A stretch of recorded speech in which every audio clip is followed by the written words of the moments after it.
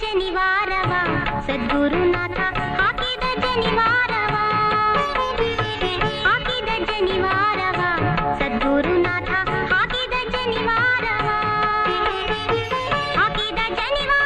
ನುಗ್ಗಿದ ಭವಭಾರ ಹಾಕಿದ ಜನಿವಾರ ನುಗ್ಗಿದ ಭವಭಾರ ಲೋಕದ ಬ್ರಹ್ಮಜ್ಞಾನ ನೀ ಪಡೆಯೆಂದು ಹಾಕಿದ. ಯುದ್ಧದಲ್ಲಿ ಸೋತವನು ಮತ್ತೆ ಗೆಲ್ಲಬಹುದು, ಆದರೆ ಮನಸ್ಸಿನಿಂದ ಸೋತವನು ಯಾವತ್ತಿಗೂ ಗೆಲ್ಲಲು ಸಾಧ್ಯನೇ ಇಲ್ಲ.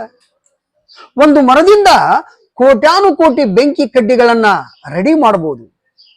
ಒಂದೇ ಒಂದು ಬೆಂಕಿ ಕಡ್ಡಿಯಿಂದ ಕೋಟ್ಯಾನುಕೋಟಿ ಮರಗಳನ್ನೇ ಸುಟ್ಟು ಬೂದಿ ಮಾಡಬಹುದು. ಒಂದು ಒಳ್ಳೆ ವಿಚಾರ ನೂರಾರು ಕೆಟ್ಟ ವಿಚಾರಗಳನ್ನ ಸುಟ್ಟು ಬೂದಿ ಮಾಡುತ್ತೆ.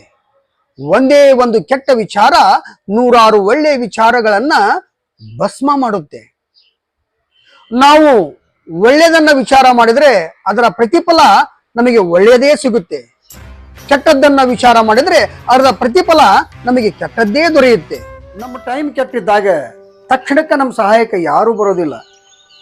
ನಮ್ಮ ಕೆಟ್ಟ ಟೈಮ್ ಹೋಗಿ ಒಳ್ಳೆ ಟೈಮ್ ಬಂದಾಗ ನನಗೆ ಒಂದು ಮಾತು ಹೇಳಿದ್ರೆ ಸಾಕಾಗಿತ್ತು, ನಾನಾ ಬರ್ತಿದ್ದೆ ಅಂತ ಹೇಳ್ತಾರ. ಸಣ್ಣವರಿದ್ದಾಗ ನಾವು ಆಡಿದ್ದ ಆಟ, ದೊಡ್ಡವರಾಗಿ ಸಂಸಾರ ನಡೆಸೋ ಟೈಮ್ನ್ಯಾಗ ವಿಧಿ ಆಡಿದ್ದ ಆಟ. ನಿನ್ನನ್ನು ನೋಡೋದೇ ಇಲ್ಲ ಅಂತ ಕಣ್ಣು ಮುಚ್ಕೋಬಹುದು, ನಿನ್ನ ಜೊತೆ ಮಾತಾಡೋದೇ ಇಲ್ಲ ಅಂತ ಮೊಬೈಲ್ ನಂಬರ್ ಅನ್ನ ಬ್ಲಾಕ್ ಲಿಸ್ಟ್ಗೂ ಹಾಕ್ಬೋದು. ನಿನ್ನ ನೆನಪು ಮಾಡ್ಕೊಳ್ಳೋದೇ ಇಲ್ಲ ಅಂತ ಮನಸ್ಸು ಮುಚ್ಕೊಳ್ಳೋಕ್ಕಾಗುತ್ತಾ? ಸಾಧ್ಯನೇ ಇಲ್ಲ.